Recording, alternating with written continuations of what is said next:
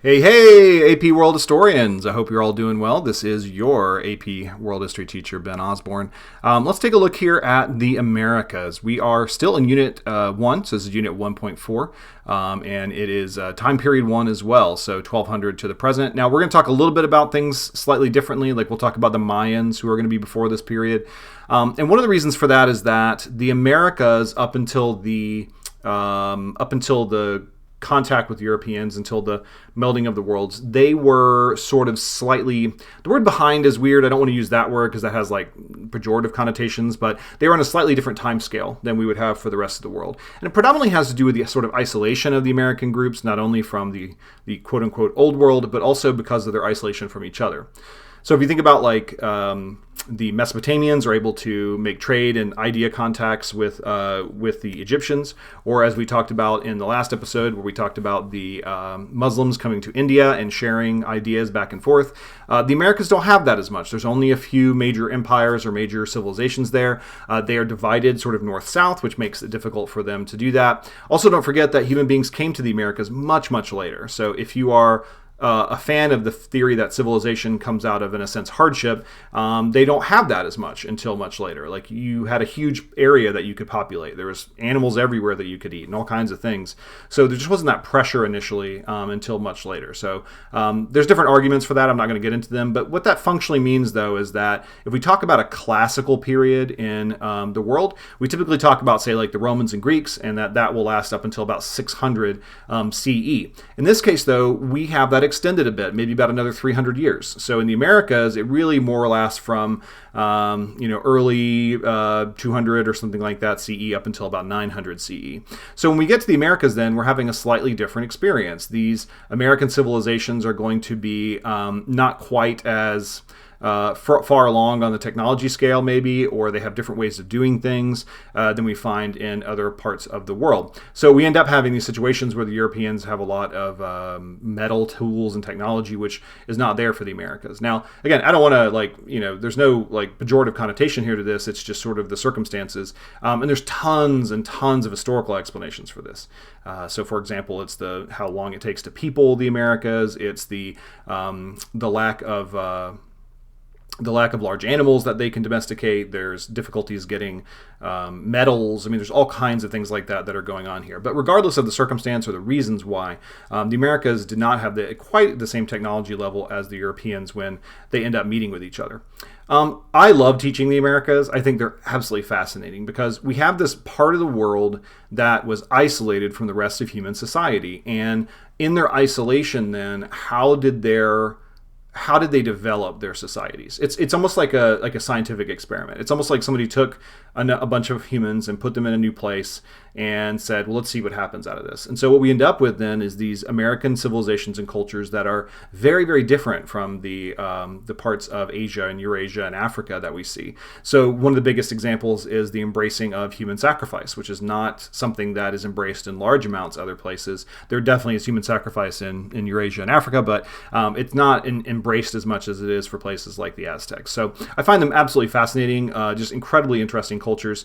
We're going to kind of look around a little bit, but we'll mostly be focusing here on the Aztecs and the Inca as well.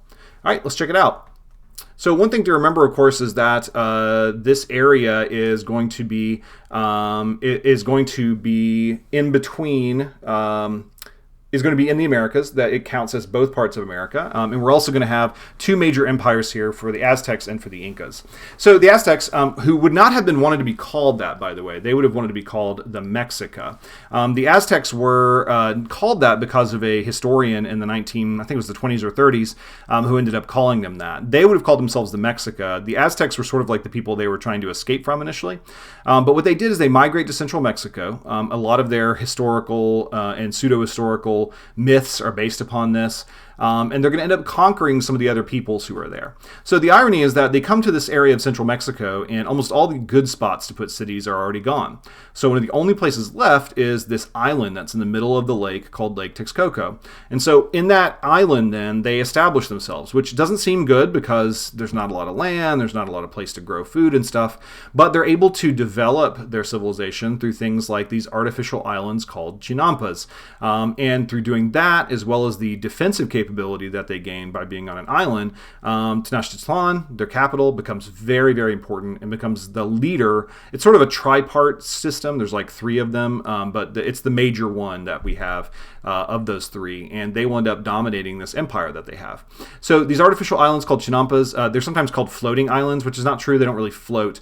Basically what they do is they kind of put some stakes down on the ground and they load up a whole bunch of like very dense plant matter, dirt, stuff like this into them. And so you end up having this very easily watered, very rich location there for this food structure to grow things on. So they're able to grow a lot of food. They're going to establish what's known as a tribute empire. So they will conquer their neighbors and allow them to largely rule themselves as long as they contributed tribute. So as long as somebody is willing to give them the money and the slaves and things like that they want, they're perfectly fine to let those individuals sort of run themselves. So they organized these areas into provinces, had major families that were running them. But politically, it was a theocracy based upon the Aztec religion. So the Aztec emperor, who was known as the Tlatoani, or speaker, had special connections with the gods, and therefore that was a person who should be listened to in the course of the average, everyday kind of situation. The emperor was not like a son of God or not a prophet exactly, but they did have a connection with those gods. So down here at the bottom here, we can see socially, we ended up having these sort of landowning nobles. It's really not that different, honestly, from the West. Landowning nobles, scribes and healers, craftspeople and traders. These traders were known as Pochteca, peasants and soldiers, and of course slaves on the bottom. These traders are fascinating. The Pochteca did not have, the Americas don't have the wheel exactly. They knew what a wheel was. I mean, they're not like dumb. They know what that is. But they don't have animals, like draft animals that can pull those things because they don't really have developed domesticated animals. Like they have like turkeys and dogs, but you're not going to pull a whole bunch of carts with turkeys. So these Pochteca then would travel from place to place with very high quality goods, like feathers that are hard to get a hold of, or decorative items and things. And they would do it all on foot. They would basically just walk throughout the course of the empire. So definitely a difficult thing for them. All right, if we take a look here at this map then, we can see here this is going to be the core of the Aztec Empire, including the capital there, Tenochtitlan. We also are going to have these tributary states that they're controlling much more directly, including all the way down to here. And then we also have allied states here, like this one right here. One of the things that the Aztecs do, you may notice, like, why in the world would they have this one little thing here, right, the Tlaxcala? Like, why is that there when they could conquer it pretty easily, probably? Well, part of the reason for that is that it was beneficial for the Aztecs to have a civilization nearby for military purposes. They needed to attack those areas in order to gain slaves, basically, for sacrifice and for work. So they sort of left this group not independent exactly, but kind of independent so that they could fight each other on occasion and gain slaves and gain things for them. These were called the Flower Wars. They would end up conquering slaves, taking them back to their home areas, and either sacrificing them or putting them to work. All right. This has a intricate and complex religion here in for the Aztecs. One of the things about it that everyone likes to talk about is this sort of sacrifice aspect, right? And it is very much a religion centered around sacrifice. So the gods in the Aztec tellings sort of sacrifice themselves at the beginning of time to sort of create the world. And they also sacrificed in order to protect the world from much like, kind of evil forces and stuff, basically. So they needed to fight, right? The gods fought to keep the world around from evil forces. So if these evil forces won, if the gods were not strong enough, then they would end up losing and the world would end. So, for example, they had this ceremony called the 52. It was every 52 years they would have this ceremony called the New Fire Ceremony. And they believed that the world was essentially going to end every 52 years if they did not do something, if the gods were not powerful enough. So every 52 years they would put out all the fires, and then everybody, and the entire empire, and everybody would sort of huddle in their homes and hope and hope and hope and hope that the sun would come up the next day. And as soon as the dawn cracked, just outside of the town, the priests would go to a hill or mountain that was outside of Tenochtitlan, and they would sacrifice a person there and light a new fire in their chest, which they would then send around to all the other Aztec areas to relight and to keep them for the brand new year. And so this was a major aspect, a major component of their religion. They needed strength from sacrifice to do it, And human sacrifice was a major component of this. It's not the only component, though. Like, for example, if you had a problem or you needed some help, you could, or you were maybe atoning for a sin, you could cut yourself, say, and give blood for that. Or if you had some other kind of things they did, they would break pots or pans, stuff like that, in order to sacrifice it essentially to the gods, to show the gods that they are thankful and to give them more strength that they have. And this sounds weird to us, like human sacrifice in particular sounds very strange to us, but it's not uncommon in religions in Eurasia or Africa. Christianity, of course, has the sacrifice of Jesus Christ. We also have examples of giving sacrifices within Hindu society or in a lot of animistic societies and stuff as well. The difference is, of course, that the human sacrifice element of it, the level to which the Aztecs sacrificed human beings especially, was pretty wild. They had a lot of different ways that they could do it as well. Huitzilopochtli was their major god. He was a hummingbird war god. And as we mentioned before, these flower wars were fought in order to have enough sacrifices to give to the gods. Typically speaking, they would have Aztec warriors when they were on the battlefield. They didn't have metal, so they didn't have like swords and things, but they would have these big clubs that had obsidian blades on them. So when they would get into a fight, they might hit somebody in the head, kind of knock them out, maybe a little bit unconscious, or alternately they would use the obsidian to slash at their legs to try to make it so they were not able to run away. And then they would either be taken back to become slaves or they would be taken back to be sacrifices. Women had a very complex place in society in general, similar to other areas of the world in the sense that they were subordinate to men. But because they had cloth weaving and that was a very important part of Aztec society, and the importance of childbirth that they placed, because Aztecs believe you got to have kids in order to not only to sacrifice but also to fight wars, which was a big part of their religion as well. So because women were the ones who were able to do that, they had a slightly higher status than we see in the rest of the world.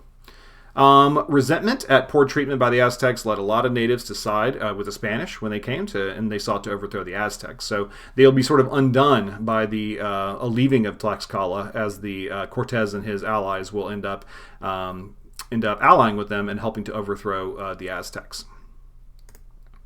Just a couple images here for you real quick. So this image over here is going to be the sacrifice, or an example of sacrifice. One of the neat things, when the Spanish come, they end up really wiping out a lot of their religion. The Catholic Church in particular was not fond of these kind of crazy ideas and stuff that they had, so they would destroy a lot of things, and they would try to get rid of any remnants of it. But there were a few people who were very interested in this topic. So for example, a couple of priests in particular tried to get the people together to recreate a bit of their society and talk about it. And we end up having these things called codexes, like, for example, the Florentine Codex, which is this book filled with images and pictures and things. So we do have these really interesting historical documents that show a bit of what Aztec life was about. Now, these are written after sort of the fall of Aztec life. I mean, a good 10, maybe 15 years or more afterwards. So obviously it's not perfect, but it is pretty interesting. This picture over on the left is sort of the standard or typical sacrifice that you may have. You would have a priest at the top of one of their temples. Then you can see he has an obsidian knife in his hand, and he would cut sort of right below the rib cage and cut the heart out. And then that heart, as you can see in this image, is floating up to the heavens. It is a sacrifice to the gods. Then typically the body would be thrown to the bottom of the area. You can see at the bottom down there as well. And from there could be a couple different things. For example, they may cut the body up and the person would eat it who captured them. So like if you're a warrior who captured the enemy, they would take the heart, but then you would get the body and you could sort of grind it up and have a type of ritual cannibalism, for example. So it's very different than a lot of Eurasia and Africa. There are also a lot of other ways they would do sacrifices as well. One of the wildest ones, there's a god named Tezcatlipoca, who is sort of a trickster god, and his sacrifice was based around, you would find this guy at the beginning of the year who was very attractive, like rock star attractive and awesome. And then for the entire course of the year, that guy would go to parties and celebrate, and he would be treated really well. He basically was Tezcatlipoca upon the earth. And then at the end of the year, he was sacrificed. So, I don't know. Sounds kind of wild. This guy right here above me on that side, that is an image of Huitzilopochtli, the hummingbird god, who is the Aztec war god. All right. Let's take a look down south then. We got in the Americas, we also have the Inca as well. So the Inca are in South America in the Andes Mountains, which is modern Peru and places like that, Bolivia and so forth. In 1438, this guy Pachacuti was the first of the emperors of the Incas. He expanded his holdings and became the first Inca ruler. His sons would expand that even more. One of the things that's fascinating about the Inca Empire is that all property in the empire was the Incas. That is the name of the leader, the emperor. The Inca controlled everything. So even if you had fields or whatever, you're essentially just using them while the Inca allows you to. This is known as Incan socialism. It was more sort of theoretical than in practice. I mean, they did have a lot of influence and control over what you did, but they could take it away if they wanted to. They used something called the Mita public service system for taxes. So instead of sort of like paying direct taxes, which you may do as well, you usually did labor taxes. So they would say, okay, you owe us a month of labor, go out there and fix up the road or whatever. The religion-wise, sun god was the most important, and the Inca was directly related to that sun god. So the Temple of the Sun in Cusco, for example, was the center of that sun god religion. They did practice mummification of ancestors. They considered divination important. They do a little bit of human sacrifice, not a lot. One of the cool things about them is they create this sort of knotted rope system to help keep track of things. So it's called quipu, and it was used to keep track of information. We don't have a lot of them anymore because they were burned by the Spanish as well, because they thought they were sort of evil or witchcraft. But we do have a few left, and there are still some people who have some knowledge of how to make them, so we have a few more now. The Carpanan was the massive roadway that was maintained by runners that went from north to south within this empire, and was used to communicate with people in ways that we almost can't even see in parts of the rest of the world. So right above me here, I keep going the wrong way. Right above me here is going to be the quipu. You can see all the little knots and things that are along the way. It was a way to kind of keep information. Don't ask me to decipher it. I don't really know. I'm not sure that any historian knows 100%. There have even been some suggestions that this is almost like a rudimentary writing system that you could like communicate more complex things. But we do know it was used to communicate things like how many bushels of corn or whatever like people had, so they could keep track of stuff like that. Over there on the left on your screen, left on your screen is going to be a map of the Inca Empire. So we have this part of South America over here that is going to relay out the area. You can see the core here of the Aztec Empire, and then you can see it expanding over time. It doesn't go that long. We have Pachacuti, Tupac Inca 1 and 2, Hoya Capac, Huascar, and Atahualpa. Atahualpa is the last of the Inca. So it doesn't, it's not that long that this empire is around, but it's pretty important in the time period it is. One of the most important things about this empire then is also the way that it expands.